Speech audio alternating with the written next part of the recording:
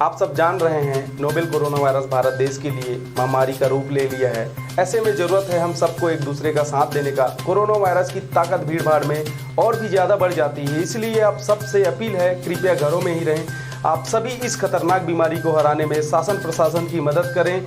इसके अलावा दूसरे राज्यों से आए हुए आगंतुकों की जानकारी टोल फ्री नंबर 104 पर जरूर दें। धन्यवाद।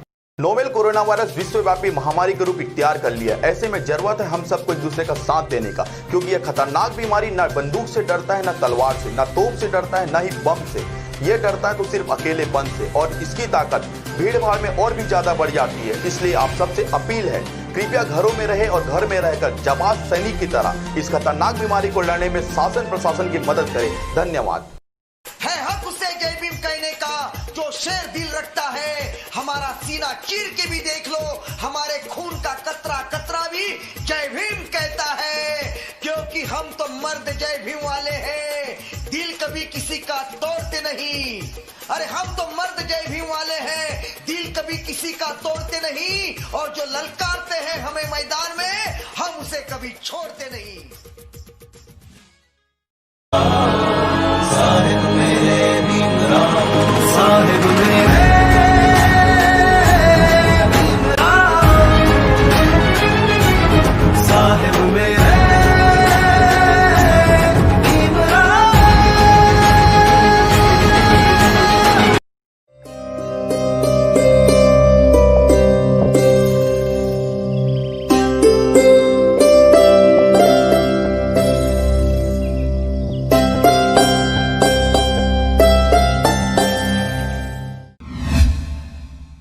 नमस्कार, आप देख रहे हैं आरजे रम झाझर और मैं हूं पुखराज सिंह। मुंगेली जिला में 55 वर्षीय जिला एवं सत्र न्यायाधीश कांता मार्टिन के आत्महत्या करने के बाद यह सोचने विषय बन गया है कि क्या जीना इतना मुश्किल है। यह बात इसलिए भी सोचना पड़ रहा है क्योंकि इससे पूर्व भी उसी बंगले में एक और जज ने आत्महत्या की थी। एक के बाद एक जजों की इस प्रकार से आत्महत्या करना न्याय के पेशे को अन्याय बना दिया है। आइए देखते हैं आखिर क्या है पूरी सच्चाई।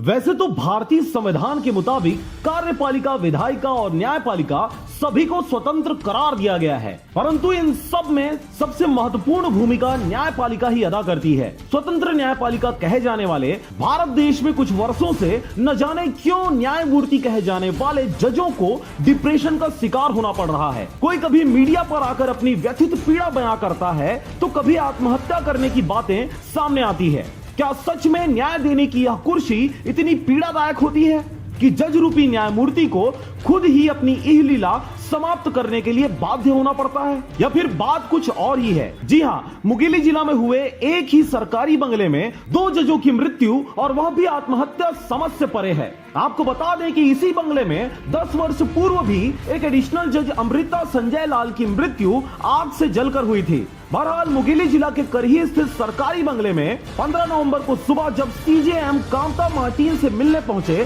तो गेट नहीं खोलने से पुलिस को सूचना दी गई।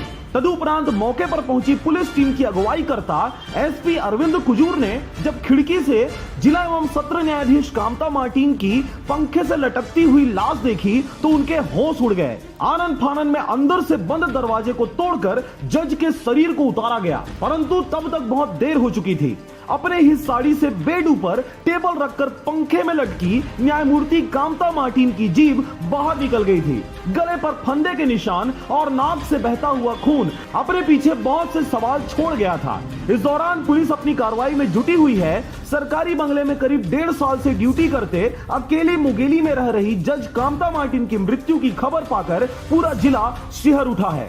हमारे जिले की जो डीजी मैडम थी श्रीमती कांता मार्टिन, आज सुबह खबर मिली कि करीब 11 बजे आसपास, 11:15 बजे आसपास, कि वो अपने कमरे का दरवाज़ा नहीं खोल रही हैं और किसी को कोई रिप्लाई भी नहीं दे रही हैं। तो सूचना पर मैं उपस्थित हुआ यहाँ पर और फिर मैंने अपनी टीम को ही बुलाया। थोड़ी देर बाद मैं बाजू की खिड़की से झाँक करके जब अंदर देखा तो वो उनको पंखे से लटकता हुआ पाया। बाद में दरवाजे खोल के अंदर घुसे हैं। पंचनामा कार्रवाई हो गई है और शेष कार्रवाई जो भी है वो होने शेष है, थोड़ी देर में हो जाएंगी। ऐसा कोई नोट हम लोग को नहीं मिला है अभी। एक लंबे अरसे के अनुभवी जज कांता मार्टिन मुगेली में लगभग 1.5 वर्षों से अपनी सेवाएं दे रही थी। इस दौरान उनके कार्यशैली को काफी करीब से महसूस करने वालों ने उनसे बहुत कुछ सीखने की बातें कही हैं। त्वरित व सटीक न्याय, संविधान की अच्छी समझ रखने वाले, लोगों के मौलिक अधिकारों के हनन पर तनिक भी रियायत न देने वाली एक अच्छे जज की इस प्रकार से दुखद मृत्यु, जो प्रथम दृष्टया आत्महत्या लग रहा है, संवैधानिक दायरे से दूर होकर खुद को एकांतवास में ले जाना कईयों के हृदय को कुरेद रहा है। और अब जब उनकी मृत्यु के पीछे के कारण को सोचा जाता है तो कई बातें सामने आती हैं, जिनमें लॉकडाउन एक बहुत बड़ा कारण रहा। जानकारों के अनुसार जज काफी एकांत रहते हैं, परंतु जब वे कोर्ट आते हैं तो उन्हें थोड़ी रियायत मिलती है। परंतु लंबे अरसे से लॉकडाउन और न्यायालय परिसर के सारे कार्रवाई सीधे घरों से किया जाना बहुत बड़ा कारण रहा। वही दूसरा कारण है, जानकारों ने कहा कुछ वर्ष पूर्व ही इस महिला जज के पति की गंभीर बीमारी मुगेली आने के बाद ही शुरू हुई थी, जो कि उनके मृत्यु उपरांत ही समाप्त हो पाई। वही जिला एवं सत्र न्यायाधीश कांता मार्टिन पति की मृत्यु के पश्चात से मुगेली के सरकारी बंगले में अकेली ही निवासरत थी। उनका पुत्र भी है, परंतु वह रायपुर के किसी प्राइवेट सेक्टर में कार्यरत है। घटना उपरांत उसे जानकारी दी गई, रिपोर्ट के आने का इंतजार है। वहीं पुलिस अपनी जांच की कार्रवाई जारी रखी हुई है। यहाँ पर हम एक छोटा सा अपील आपसे करना चाहते हैं। कामकाज, जिम्मेदारियां सब अपनी जगह जायज हैं, परंतु जान है तो जहान है। कोई भी समस्या या परेशानी आपके जान से ज्यादा कीमती नहीं हो सकती, इसलिए किसी भी बात को लेकर इतना ज्यादा हताश व परेशान ना हो। समय गतिशील है, बुरा वक्त के बाद अच्छा वक्त भी आता है। इसी आशा के साथ खुशी खुशी अपना जीवन व्यतीत करें। नमस्कार। Bureau report RJ रमझाझर।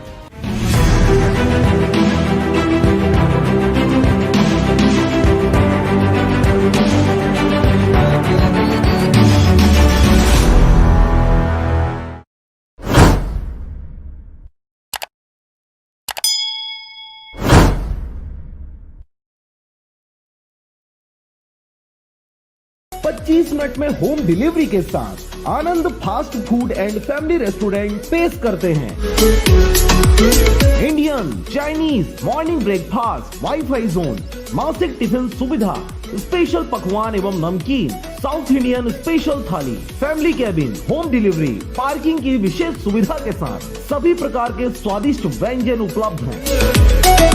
तो देर किस बात की, अपना पार्सल आज ही ऑर्डर करें 8815177377 पर, कस्तूरी पेट्रोल पंप के पास, करही, मुगेली। नमस्कार, आप देख रहे हैं आरजे रमझाझर और मैं हूं पुखराज सिंह। सरकारी जमीन पर कब्जा कर खेती करना, उचित मूल्य दुकान के सामानों पर हाथ साफ करना, बुजुर्ग मां की छवि का फायदा उठाते मुगेली जिला के ग्राम पंचायत फरहदा में सरपंच और उसके पति सहित पुत्र पर कई आपराधिक प्रकरण व शिकायत दर्ज कराने के बावजूद भी अब तक किसी भी प्रकार की कोई कार्रवाई का न किया जाना ग्रामीणों में संशय व्याप्त कर रहा है। देखिए रिपोर्ट। ग्राम पंचायतों में महिलाओं की साफ छवि का फायदा उठाकर महिला सरपंचों के प्रतिनिधिगणों द्वारा लगातार ग्राम पंचायतों में कई प्रकार की धांधलियां करने का शिकायत प्राप्त हो रहा है, परंतु पत्नी, मां या फिर किसी अन्य प्रकार के रिश्तों का फायदा उठाकर सरपंची करना कितना सही है या गलत, जरा सोचिए।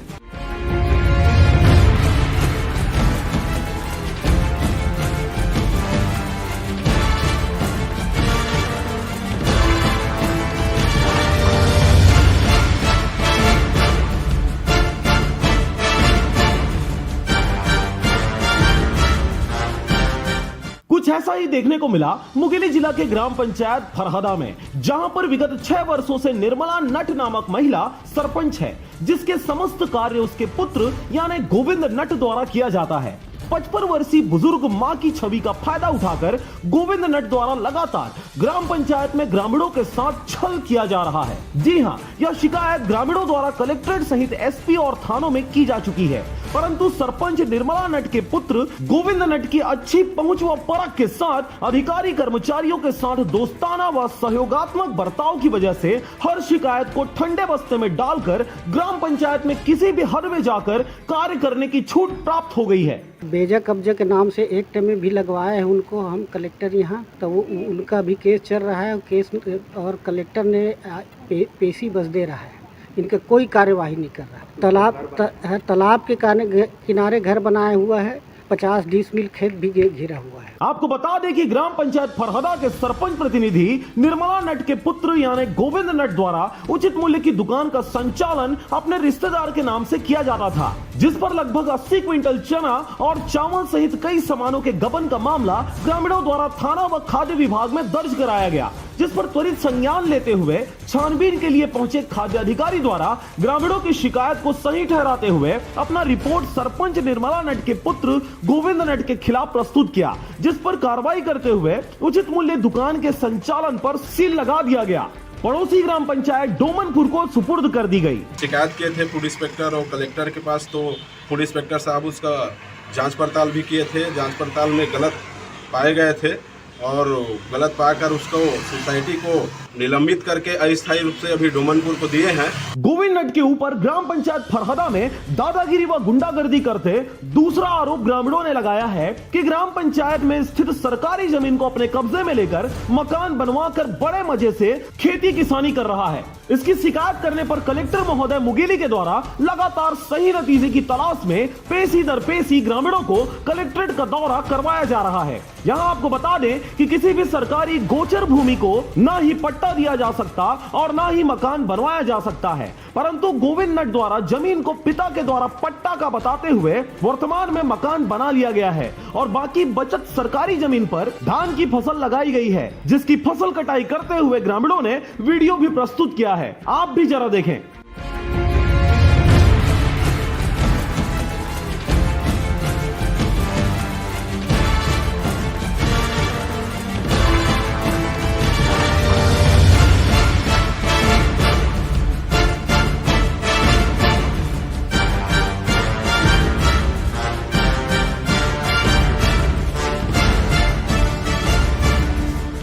यहाँ सरपंच निर्मला नट के पति शत्रुघ्न नट द्वारा ग्रामीणों पर आए दिन गुंडागर्दी व मारपीट करने का मामला सामने आता रहता है, जिस पर थाने में शिकायत करने के बाद भी किसी भी प्रकार की कार्रवाई नहीं की जाती। आपको बता दें कि बीते दिनों गांव के फसल रखवाल दिलीप टांडे द्वारा दीपावली के समय अपने मेहनताना मांगे जाने पर शत्रुघ्न नट सरपंच पति के द्वारा मारपीट किया गया। इस दौरान पीड़ित दिलीप टांडे को इतने बुरी तरीके से शत्रुघ्न नट ने मारा कि उसका सर फट गया और नाक की हड्डी तक टूट गई। मामले की जानकारी थाना में दी गई, इस पर भी अब तक कोई कार्रवाई नहीं किया जाना ग्रामीणों के मन में संदेह उत्पन्न कर रहा है। आपको बता दें कि ग्राम पंचायत फरहदा में ग्रामीणों ने अपने दुखद पीड़ा 2017 से लिखित में कलेक्ट्रेट, एसपी ऑफिस सहित तमाम सरकारी दफ्तरों में सुनाई गई है, जिस पर अब तक न्याय नहीं मिल सका है और अब आवास, पेंशन, उचित मूल्य की दुकान संचालन सहित कई ग्रामीण विषयों पर सरपंच निर्मला नट के पुत्र गोविंद नट सहित सचिव जितेंद्र पटेल पर कई संगीन आरोप लगाए गए हैं, जिसकी वजह से ग्राम पंचायत फरहदा का विकास रुका हुआ है और गांव के भोले भाले ग्रामीणों को सरकारी योजनाओं का लाभ तक नहीं मिल रहा। निराश्रित पेंशन हो, आवास हो, चाहे अनेक प्रकार की विकलांगता पेंशन हो, बुलाकर ज़्यादा होता है तो उसमें कागजात ले लेते हैं, उसके बाद उसका कार्य पूरा नहीं होता। बहुत हितग्राही है जो भटक रहे हैं। गांव में पेंशन 3 महीना 4 महीना में 1 महीना देता है पेंशन, आवास वास कुछ नहीं आता है। अब मेरे ग्राम में राशन कार्ड नहीं बना रहा है और इंदिरा आवास नहीं ला रहा है और हर हमेशा मैं तो बाहर में रहता हूँ कमाने खाने के लिए। सरपंच बोलता है पैसा दो और मैं गरीब आदमी दे नहीं पाता हूँ। बहरहाल सरपंच से बात करने पर उन्होंने साफ साफ सारे आरोपों को गलत ठहराते हुए कब्जा किए जमीन को पिता द्वारा पट्टा पर मिलना बताते हुए उचित मूल्य दुकान संचालक में लापरवाही के मामले को बाढ़ के समय का बताते हुए अपना पल्ला झाड़ लिया गया है। ग्रामीण कुछ गांव के द्वारा बोल रहे हैं कि बेजा कब्जा में घर बनाया है करके, तो ऐसा कोई इसमें बात ही नहीं है। मेरे पास ज़मीन है, गांव वाले ग्रामीण वाले सभी लोग मेरे दादा को वहां बसाए थे कि यहीं रहिए आप ऐसे करके, तो कई वर्षों से रहते आ रहे हैं, जिसमें सोसाइटी वाले संबंध में अभी हुआ है। तो पानी उस समय बरसात के समय के नाम से बाढ़ बहुत ज़्यादातर पे अपने गांव में आ गया था, दहान है, गौठान है, सब डूब गया था। इसी कारण से थोड़ा से लेट हो गया चावल बांटने में। और अब केवल चल रहे पेशी के नतीजों पर सबकी नजरें टिकी हुई है, परंतु आरोपी सरपंच के प्रतिनिधि गोविंद नट पर सचिव जितेंद्र पटेल द्वारा तारीख पर तारीख अपना कार्यकाल पूरा करते हुए सारी गलती सरकारी अधिकारियों के सर पर मढ़ने की कोशिश लगातार जारी है। अब खबर के प्रसारण उपरांत यह देखने वाली बात होगी कि ग्राम पंचायत फरहादा के सरपंच प्रतिनिधि व सचिव पर लगाए गए ग्रामीणों के आरोपों पर त्वरित निर्णय देते हुए आरोपियों को किस प्रकार की सजा सुनाई जाती है। मुंगेली से अजीत जायसवाल के साथ ब्यूरो रिपोर्ट आरजे रमझाझर।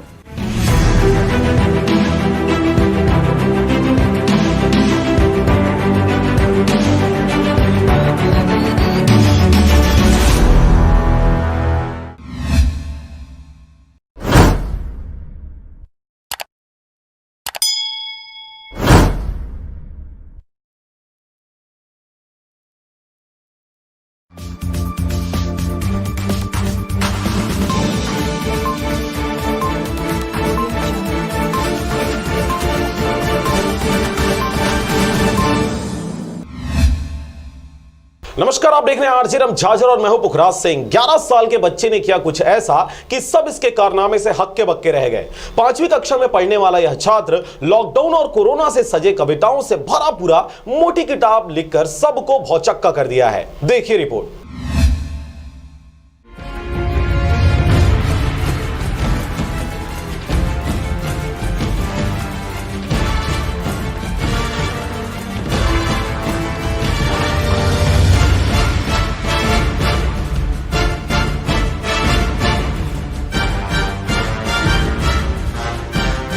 छोटी सी उम्र में एक बच्चे ने किया ऐसा कारनामा कि बड़े बड़े दहल गए। कवि और साहित्य के क्षेत्र में हासिल करते नए आयामों में से यह छोटा बालक मस्तूरी क्षेत्र के केवतरा निवासी गरीबा सोनी का पुत्र है। नाम मनोज सोनी है, जिसकी उम्र लगभग 11 वर्ष है। उन्होंने कविताओं से सजी लॉकडाउन में समस्याओं का सामना कर रहे अपने पिता की जीवनी पर लिखी गई कविता को प्रयास नामक शीर्षक से एक पुस्तक को लिखने का नया कारनामा कर दिखाया है। 5वीं कक्षा में पढ़ने वाला मनोज सोनी कविता के क्षेत्र में काफी जिज्ञासा रखते हुए कोरोना काल को एक अहम समय मानते हुए इस पुस्तक की रचना की है। आपको बता दें कि कोरोना और लॉकडाउन के पीरियड में ज्यादातर लोगों को नुकसान का सामना करना पड़ा है, परंतु इस 11 वर्षीय 5वीं कक्षा में पढ़ने वाले मनोज सोनी नामक बालक को इस लॉकडाउन में काफी फायदा देखने को मिला। यही वजह है कि इस बालक ने कोरोना काल में अच्छे खासे एक मोटे पुस्तक जिसकी शीर्षक प्रयास है उसकी रचना कर दिखाया।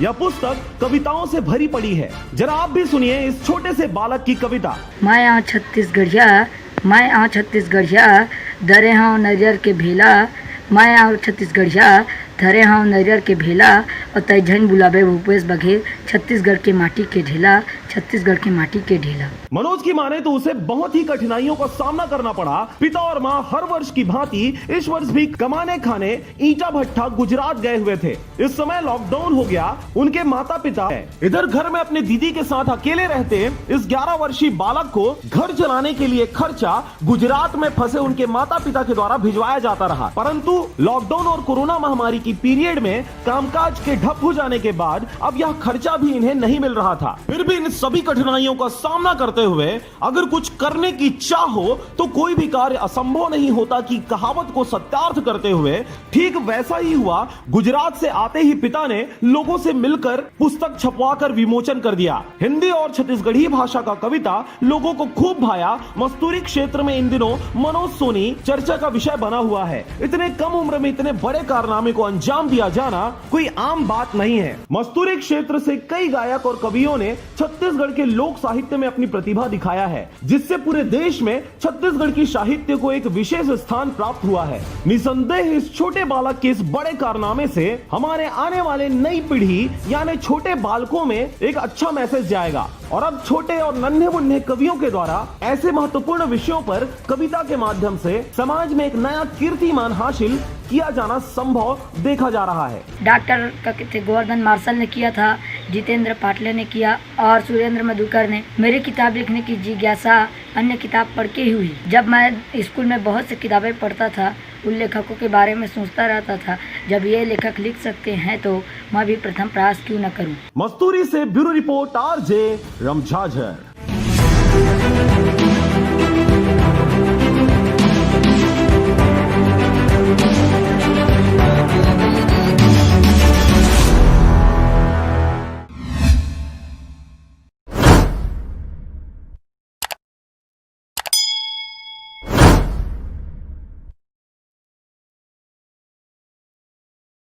25 मिनट में होम डिलीवरी के साथ Anand fast food and family restaurant पेश करते हैं। Indian, Chinese, morning breakfast, wifi zone, मासिक टिफिन सुविधा, स्पेशल पकवान एवं नमकीन, south Indian special thali, family cabin, home delivery, parking की विशेष सुविधा के साथ सभी प्रकार के स्वादिष्ट व्यंजन उपलब्ध हैं। तो देर किस बात की, अपना पार्सल आज ही ऑर्डर करें 8815177377 पर, कस्तूरी पेट्रोल पंप के पास, करही, मुंगेली। नमस्कार, आप देख रहे हैं आरजीरम झाझर और मैं हूं पुखराज सिंह। पेयजल की समस्या से ग्रसित क्षेत्रों में इन दिनों विभिन्न बैठकों के माध्यम से समस्याओं का निदान खोजने की कवायद जोर शोर से जारी है, परंतु इस दौरान सोशल डिस्टेंसिंग व मास्क के प्रयोग जैसी चीजों का विशेष रूप से ध्यान दिया जाना अत्यावश्यक है। देखिए रिपोर्ट। वैसे तो पेयजल की समस्या विश्वव्यापी है, परंतु इन दिनों प्रदेश के मुंगेली जिला में अभी से ही समस्याएं देखने को मिल रही हैं। आपको बता दें कि इस पेयजल की समस्या को लेकर मुंगेली जिला के ग्राम पंचायत भीमपुरी में 21 नवंबर 2020 को ग्राम सभा की बैठक आहूत की गई, जिसकी अध्यक्षता ग्राम के सरपंच यानी यशवंत बारमते द्वारा किया जाना था, परंतु वे इस बैठक में अनुपस्थित रहे। यही वजह था कि इस बैठक के विषय की अहमियता को देखते हुए सचिव सुखनंदन ओगरे और रोजगार सहायक छेदीलाल की अगुवाई में इस बैठक को संपन्न कराया गया। किस चीज के मुद्दे को लेकर बैठक हुआ था पंचायत में? जल जीवन मिशन के संबंध बहुत सारे आए हैं। सरपंच आए थे पंचायत में? पंच आए हैं। सरपंच आए थे पंचायत में? सरपंच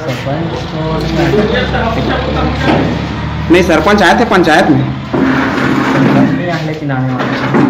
पेयजल की समस्या को लेकर आहूत की गई इस बैठक में गांव के ग्रामीणों के द्वारा अपनी अपनी समस्याएं रखी गई और सबकी समस्याओं को सुनते हुए सचिव सुखनंदन और रोजगार सहायक छेदीलाल के द्वारा समस्याओं के निदान के लिए प्रारूप तैयार किया गया। परंतु इस दौरान कोरोना महामारी के विषय में बनाई गई गाइडलाइन का पालन कहीं देखने को नहीं मिला। जैसे कि आप जानते हैं कि विश्वव्यापी महामारी के रोकथाम के लिए सोशल डिस्टेंसिंग, मास्क, सैनिटाइजर जैसी चीजों को हर क्षेत्र में कंपलसरी किया गया है और ज्यादा से ज्यादा सामूहिक कार्यक्रमों पर सुरक्षा के इन नियमों का पालन करने सख्ती से हिदायत दी गई है। परंतु ग्राम के प्रथम यानी सम्माननीय सरपंच महोदय की अनुपस्थिति की वजह से रोजगार सहायक और सचिव के द्वारा इन नियमों को ध्यान में नहीं रखा गया, जिसकी वजह से कोरोना के प्रसार को बढ़ावा देते इस बैठक में लापरवाही देखी गई। जी आज यहाँ पे क्या चीज का मीटिंग हुआ है, कुछ बताएंगे? जल जीवन मिशन। क्या मुद्दा है, क्या उसका एजेंडा है? हर घर को पानी, घर घर जल पहुँचाना है। कोरोना पंचायत गमछा रखे। नहीं रखने से क्या होता है? भारत सरकार, केंद्र सरकार आदेश किया है हर व्यक्ति को मास्क लगाना है, क्यों नहीं लगाएं? बहरहाल जल समस्या व पेयजल की समस्या धीरे धीरे हर क्षेत्र से मुखरित होने लगी है और जल्द ही इस समस्या के निदान के लिए आम जनों को जागरूक नहीं किया गया तो यह कोरोना जैसे वैश्विक महामारी जानलेवा साबित हो सकती है। यह बात अलग है कि इस कार्यक्रम में सोशल डिस्टेंसिंग व मास्क, सैनिटाइजर के प्रयोग नहीं करने से यह चर्चा का विषय बना हुआ है, परंतु खबरों के रिपोर्टिंग और संकलन के दौरान चैनल व पत्र पत्रिकाओं के संकलनकर्ताओं को सबसे प्रथम नियमों का पालन करते खुद की सुरक्षा के साथ दूसरों की सुरक्षा का भी ध्यान दिया जाना अत्यावश्यक है। मुंगेली सिद्धगंगा से पोखराज खांडे की रिपोर्ट, आरजे रमझाझर।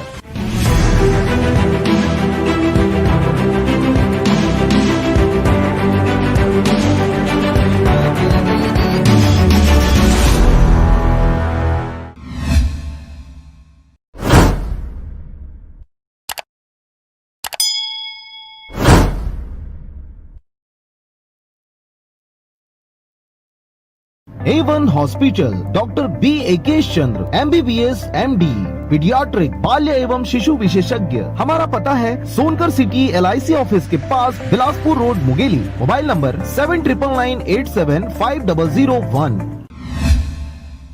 नमस्कार, आप देख रहे हैं आरजीरम झाझर और मैं हूं पुखराज सिंह। छत्तीसगढ़ सतनामी समाज द्वारा 22 नवंबर को एक दिवसीय जिला स्तरीय बैठक का आयोजन जिला के सतनाम भवन में किया गया। इस दौरान नए पदाधिकारियों को शपथ के साथ नियुक्ति पत्र दिया गया। देखिए रिपोर्ट। छत्तीसगढ़ प्रदेश सतनामी समाज मुंगेली द्वारा एक दिवसीय जिला स्तरीय बैठक संपन्न किया गया। 22 नवंबर को मुंगेली के सतनाम भवन में बाबा गुरु घासीदास के छाया चित्र पर पूजा अर्चना कर कार्यक्रम को आगे बढ़ाया गया। आपको बता दें कि इस कार्यक्रम में सभी पदाधिकारियों की नियुक्ति पत्र देकर उन्हें शपथ दिलाया गया और इस कार्यक्रम में सभी विषय पर चर्चा करते हुए बाबा गुरु घासीदास के उद्देश्यों और विचारों को आगे बढ़ाते हुए अपने दैनिक जीवन में अच्छाइयों को परिपालन करने की संकल्पना साधी गई। वहीं प्रदेश अध्यक्ष महिला प्रकोष्ठ शशि घृत लहरे ने बाबा जी के विचारों को मानने को कहा। प्रथम मीटिंग जो है जिला स्तरीय ब्लॉक स्तरीय में होना था, लेकिन आज जो है प्रथम बार जिला स्तरीय में हुआ है, जिसमें हमारे सभी पदाधिकारी प्रस्तुत थे और इसमें हम लोगों ने उसको नियुक्ति पत्र दिए और साथ में शपथ भी दिलाए और साथ में यह भी बताया कि हमको कैसे अपने संगठन छत्तीसगढ़ प्रदेश सतनामी को कैसे आगे लाना है, किस तरीके से लाना है। इसके साथ ही मानव मानव एक समान के नारे को बुलंद करते हुए प्रदेश संघ मीडिया प्रभारी डेविड बंजारे ने कहा कि छुआछूत जाति पाति को छोड़कर आपस में सभी भाईचारा के साथ रहें और इस दुनिया में कोई छोटा या बड़ा नहीं होता, सब एक समान है, कहते हुए एक समाज, एक संविधान और एक धर्म का परिपालन करने को कहा। हत्या है, गलत चीज का सेवन है, ये नहीं करना चाहिए और बाबा जी के संदेश को मानते हुए सभी मानव धर्म को अपने कार्य करना चाहिए। जिला स्तरीय बैठक में शांतिबाई खांडे महिला प्रकोष्ठ की जिला उपाध्यक्ष सरोज कोसले, महिला प्रकोष्ठ में जिला सचिव मोगरा बाई को महिला प्रकोष्ठ में मुंगेली ब्लॉक अध्यक्ष व चंद्र कुमार को युवा प्रकोष्ठ में जिला का सदस्य बनाया गया। इस कार्यक्रम में प्रदेश अध्यक्ष महिला प्रकोष्ठ शशि घृत लहरे, प्रदेश संघ मीडिया प्रभारी डेविड बंजारे, बिलासपुर संभाग अध्यक्ष वरुण सांडे, जिला प्रभारी देवचरण जोशी, जिला अध्यक्ष राजकुमार बघेल, जिला कार्यकारिणी अध्यक्ष सुरेंद्र डहरिया, युवा प्रकोष्ठ अध्यक्ष नारायण डहरिया जैसे जिले के समस्त पदाधिकारी और कर्मचारी गण उपस्थित रहे। मुंगेली से राजकुमार बघेल की रिपोर्ट, आरजे रमझाझर।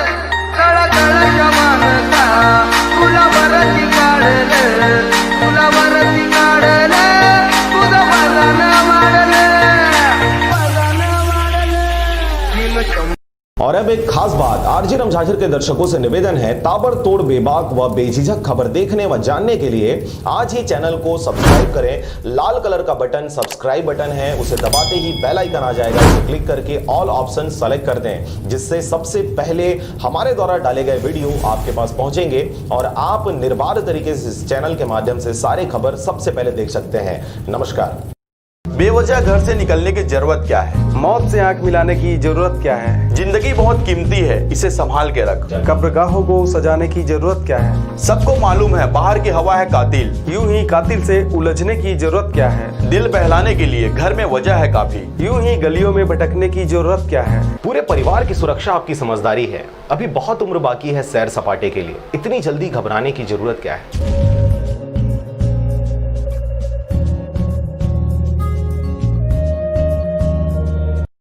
बुद्धम शरणम गच्छामि धम्मं शरणं गच्छामि, संघं शरणं गच्छामि।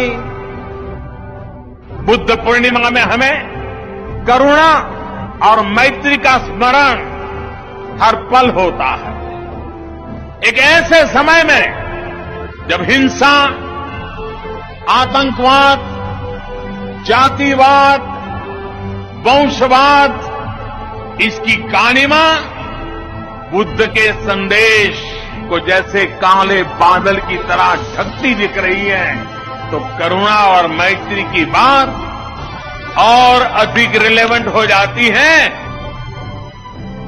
जो व्यक्ति भी अपने ज्ञान, धन, संपदा से दूसरों की वेदना और दुख दूर करने का प्रयास करता है, वह हर नमस्कार, आप देख रहे हैं आरजीरम झाझर और मैं हूं पुखराज सिंह। किसान बिल के विरोध में किसानों के द्वारा लगातार पूरे प्रदेश में धरना प्रदर्शन व रैलियां की जा रही हैं। इसी कड़ी में आज कांकेर के कोल्हीबेड़ा में हजारों किसानों ने रैली के माध्यम से धरना प्रदर्शन किया। देखिए रिपोर्ट। मोदी सरकार ने लोकसभा में जो कृषि विधेयक पारित किया है, उसे लेकर देश सहित प्रदेश में जबरदस्त विरोध देखा जा रहा है।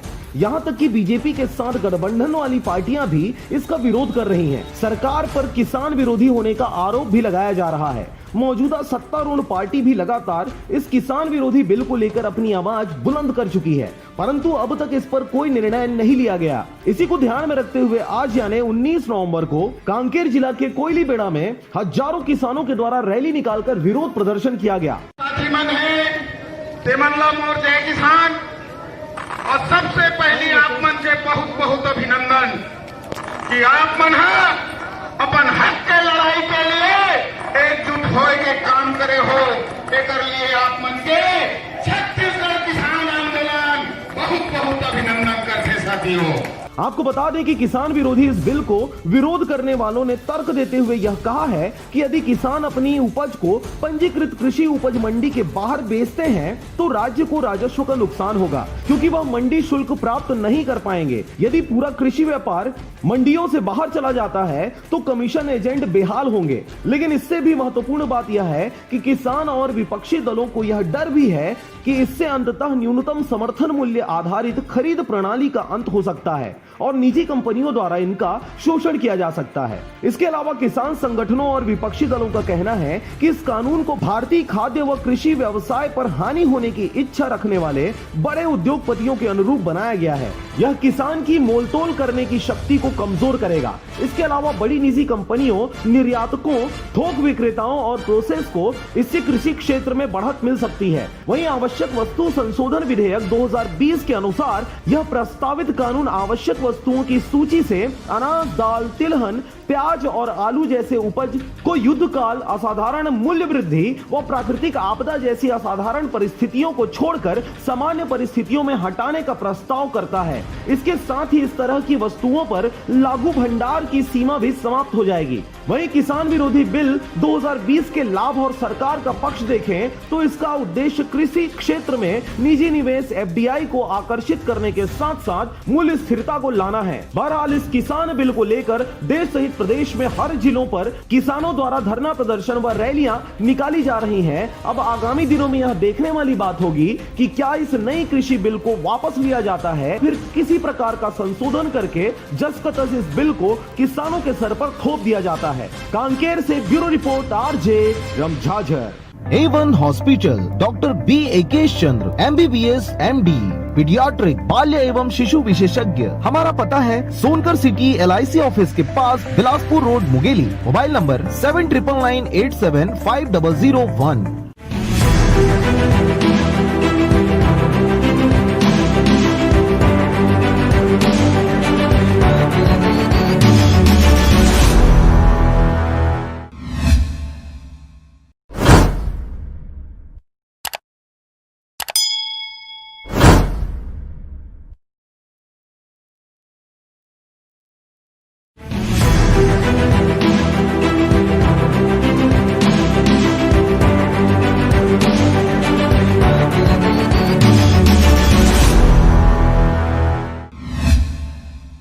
खबर है बिलासपुर जिले का, जहां पर शहरों में हो रही पेयजल की किल्लत लोगों द्वारा कोसों दूर से पानी लाया जा रहा है। खबर के अनुसार बिलासपुर जिला के वार्ड नंबर 46 यानी गणेश नगर नया पारा में कई महीनों से पानी की भारी किल्लत हो रही है। वार्ड के लोगों का कहना है कि जल स्तंभ के पीछे जो बोर यानी ट्यूबवेल हुआ है वो पिछले 1 महीने से खराब पड़ा हुआ है, जिसे बनवाने के लिए नया पारा के लोगों द्वारा कई बार वार्ड के पार्षद अब्दुल खान यानी इब्राहिम जी से शिकायत किया गया, लेकिन अभी तक कोई ध्यान नहीं दिया गया है।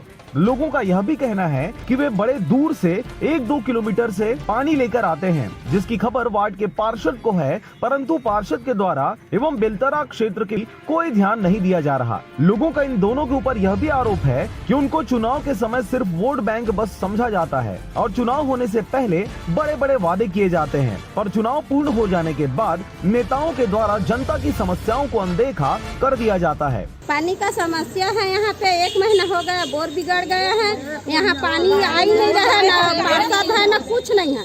सभा खार में आता है, कई बार हम लोग दे डाले एप्लीकेशन, लेकिन यहाँ एक भी बोर नहीं हुआ। पानी बहुत दूर से 1 कोस मीटर 1 किलोमीटर दूरी से भर रहे हैं, सभी महिला झगड़ा लड़ाई हो के भरते हैं। कई बार क्षेत्रीय विधायक जी से आयुक्त तो कलेक्टर महोदय को ज्ञापन सौंपा गया, परंतु वन विभाग का क्षेत्र होने का हवाला देकर बात को टाल मटोल कर दिया गया। एक और देश के प्रधानमंत्री के द्वारा यह कहा जाता है कि पानी, बिजली, रोड, नाली को हम प्रत्येक गांव मोहल्ले में पहुंचा रहे हैं। वहीं बिलासपुर जिले के वार्ड नंबर 46 यानी नया पारा में विगत कई वर्षों से पानी, रोड, नाली की समस्या बनी हुई है, परंतु शासन प्रशासन की ओर से किसी भी प्रकार की कोई मदद नहीं मिल रहा। यहाँ तक पानी पहुँच ही नहीं रहा है, पानी बहुत समस्या है। 5-6 साल हो गए यहाँ तो पानी चाहते ही नहीं रहा। ये 2 किलोमीटर दूर से लाया बहुत दिन से हो गए। पौधा खार नया पार में जब से हम लोग रह रहे हैं तब से 20-30 साल हो गए हैं, भी ध्यान नहीं दिए। बता रहे थे और मोहल्ले के लोग, मैं तो फिर नहीं गया था। इस विषय में वार्ड के पार्षद से बाइट देने के लिए कहा गया तो वे बात को गोलमोल तरीके से इनकार करते हुए मना करते नजर आए। बिलासपुर से अमित पाटले की रिपोर्ट, RJ रमझाझर।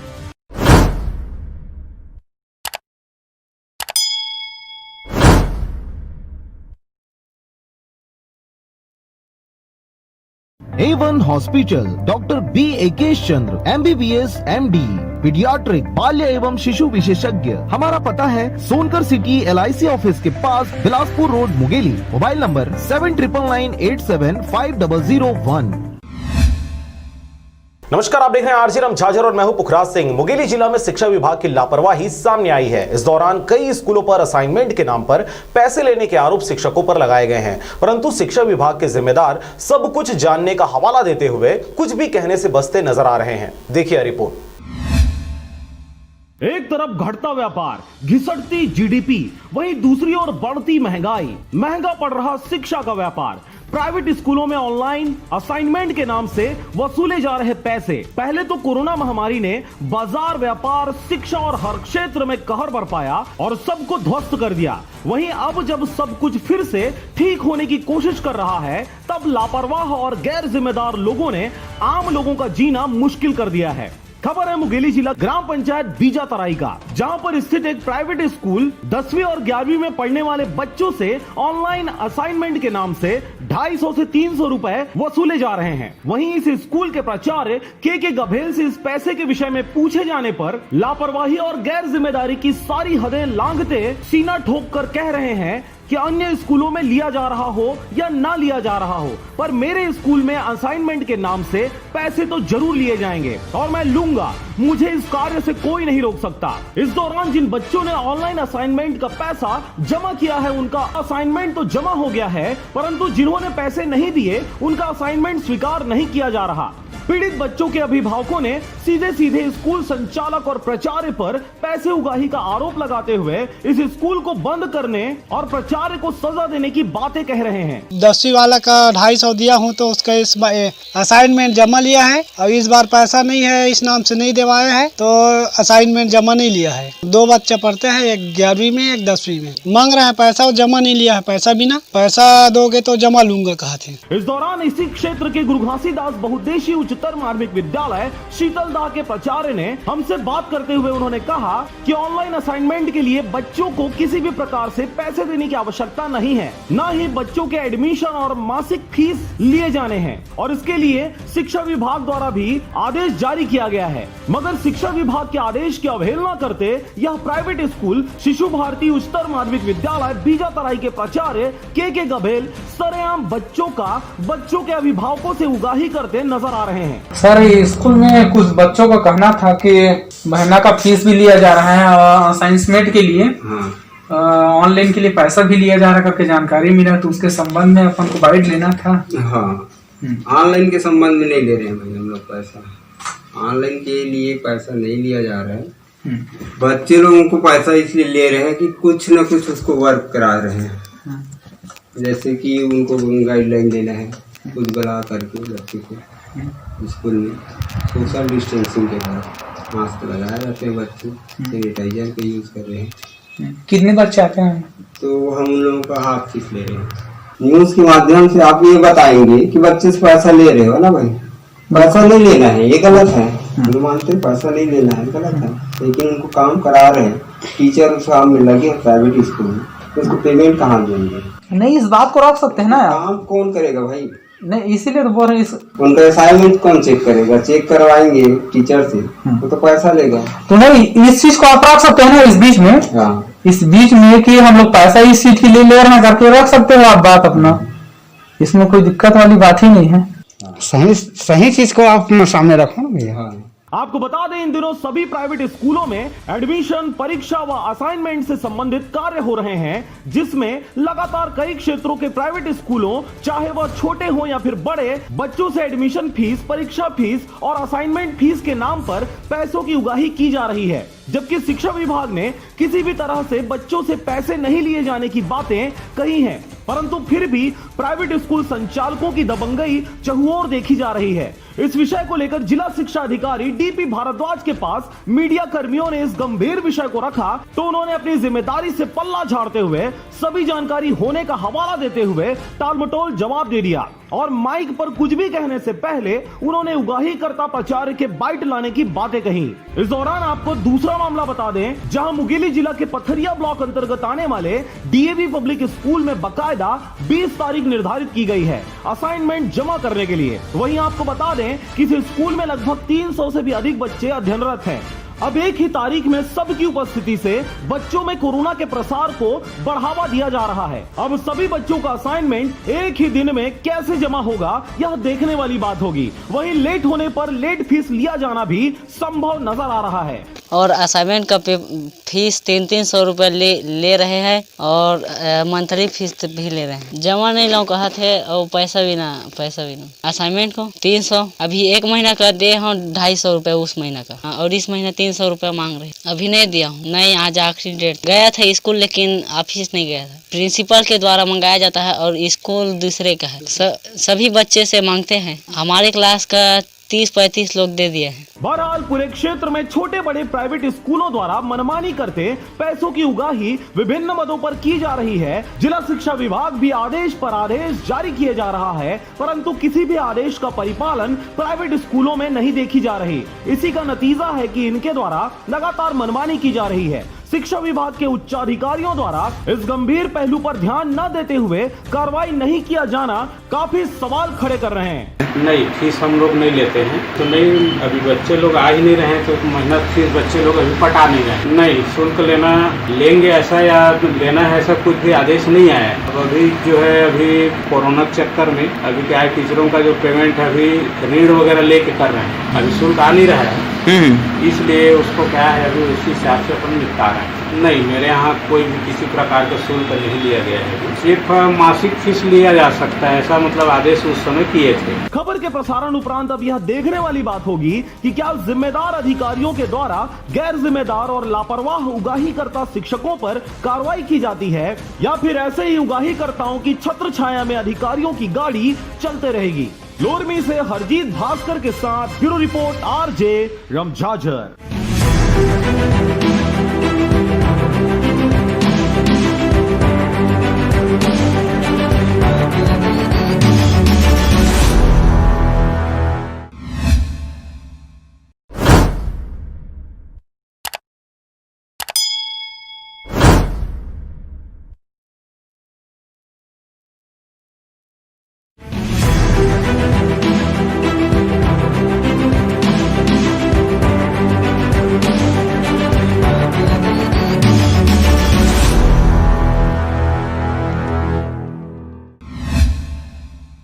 नमस्कार, आप देख रहे हैं आरजे रम झाझर और मैं हूं पुखराज सिंह। छत्तीसगढ़ में फर्जी जाति प्रमाण पत्र के आधार पर बहुत से शासकीय सेवक नौकरियां कर रहे हैं और बहुत लंबे समय से आरक्षण सहित शासकीय सेवाओं का लाभ ले रहे हैं। ऐसे लोगों पर अब जल्द ही प्रशासन की गाज गिरने जा रही है। जी हां, देखिए यह रिपोर्ट। छत्तीसगढ़ में जाति प्रमाण पत्र को लेकर इन दिनों काफी बवाल मचा हुआ है। जब से स्वर्गीय अजीत जोगी और उनके परिवार को मरवाही उपचुनाव से दूर किया गया, तब से अब सभी ओर जाति प्रमाण पत्र को लेकर गहमा गहमी का माहौल देखा जा रहा है। और अब छत्तीसगढ़ शासन के द्वारा छत्तीसगढ़ में प्रशासनिक सेवाओं से जुड़े छोटे बड़े सभी कर्मचारियों पर, जिन्होंने फर्जी जाति सर्टिफिकेट बनाकर लंबे अरसे से छत्तीसगढ़ शासन के पैसों पर ऐश करते हुए आरक्षित वर्ग का हक छीना है, उन सभी पर अब गाज गिरने जा रही है। जल्द ही छत्तीसगढ़ शासन में फर्जी जाति प्रमाण पत्र के आधार पर कार्यरत शासकीय सेवकों को सेवा से बर्खास्त किया जाएगा। मुख्यमंत्री भूपेश बघेल ने ऐसे फर्जी गलत जाति प्रमाण पत्र धारी शासकीय सेवकों को, जिन्हें न्यायालय से स्थगन आदेश प्राप्त नहीं है, उन्हें सेवा से तत्काल बर्खास्त करने के निर्देश दिए गए हैं। साथ ही साथ उन्होंने कहा है कि स्थगन आदेश प्राप्त संपूर्ण प्रकरणों में महाधिवक्ता छत्तीसगढ़ के माध्यम से शीघ्र सुनवाई करने हेतु उच्च न्यायालय से अनुरोध करें। जिन सेवकों की जाति प्रमाण पत्र गलत पाई गई है, उन्हें तत्काल महत्वपूर्ण पदों से अलग किया जाए। ऐसे सभी प्रकरणों की सामान्य प्रशासन विभाग द्वारा विभागवार नियमित समीक्षा की जाने का प्रावधान है। ब्यूरो रिपोर्ट, आरजे रम झाझर।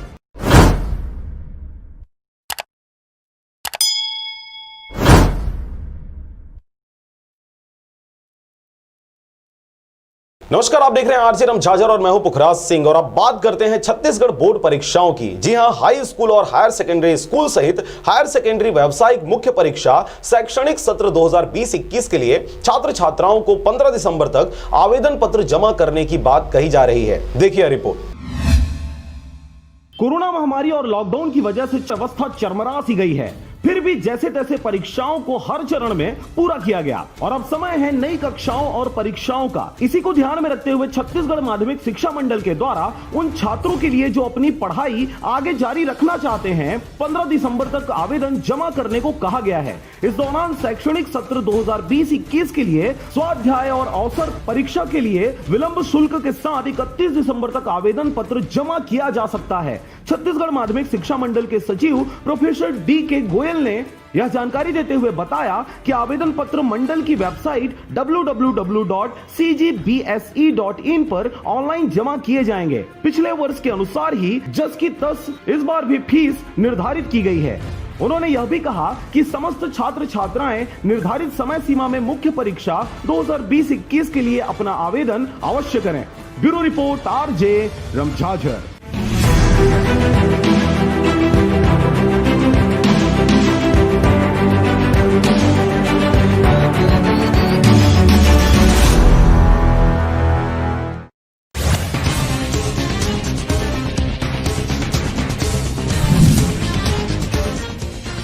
जरहगांव पुलिस ने ग्राम दशरंगपुर में जुआ खेलते युवकों को पकड़ा।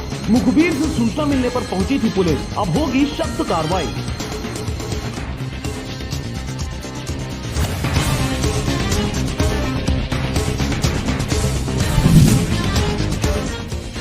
मुंगेली में धान खरीदी शुरू, बारदाने को लेकर हो रही अभी से किल्लत। राशन दुकान, मध्याह्न भोजन केंद्र में नहीं मिल पा रहे खाली बारदाने।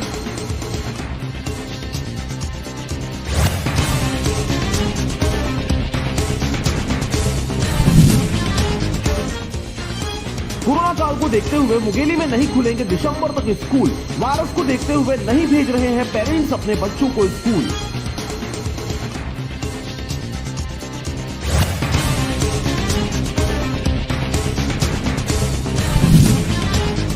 कोरोना काल को देखते हुए स्कूल में नहीं पढ़ पा रहे बच्चे। सरकार की योजना पढ़ाई तो हर द्वार हो रही कारगर। लगातार अधिकारी दे रहे हैं इस पर ध्यान।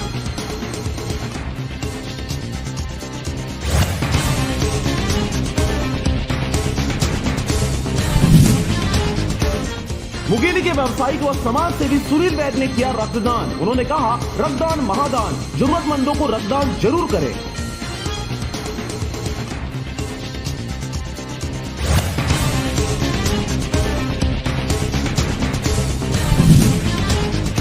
खाद्य विभाग के विशेष सचिव मनोज सोनी ने धान की खरीदी की तैयारी के संबंध में कलेक्टर मुंगेली के स्थित मनियारी कक्ष में ली सभा बैठक।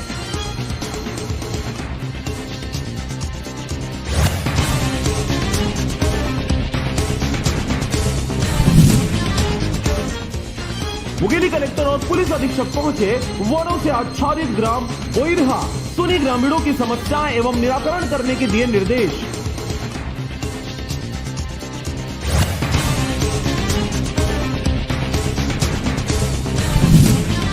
रायगढ़ के Natwar school corona sample collection centre में अनुपस्थित लैब टेक्नीशियन पर कार्रवाई के कलेक्टर ने दिए निर्देश। औचक निरीक्षण में पहुंचे हुए थे कलेक्टर। उन्होंने कहा कि ऐसी लापरवाही बर्दाश्त नहीं की जाएगी।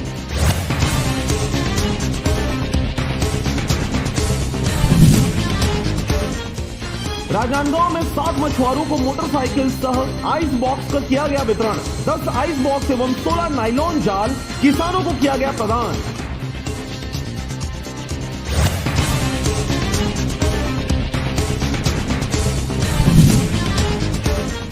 रायपुर पुलिस को मिली बड़ी कामयाबी। गांजे की बड़ी खेप पकड़ने और 5 तस्करों की गिरफ्तारी। आरोपी रायपुर का रहने वाला है, जो छत्तीसगढ़ फिल्म इंडस्ट्री से जुड़े किसी व्यक्ति के लिए काम करता है।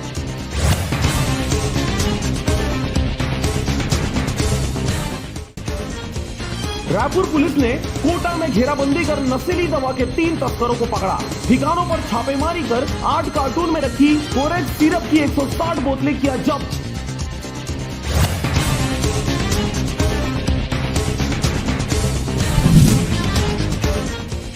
दिल्ली में होने वाले राष्ट्रीय यादव शौर्य दिवस में सम्मानित हुए यदुवंशी समाज के प्रदेशाध्यक्ष संतोष यादव। यादव समाज इस सम्मान को पाकर हुआ प्रसन्नित।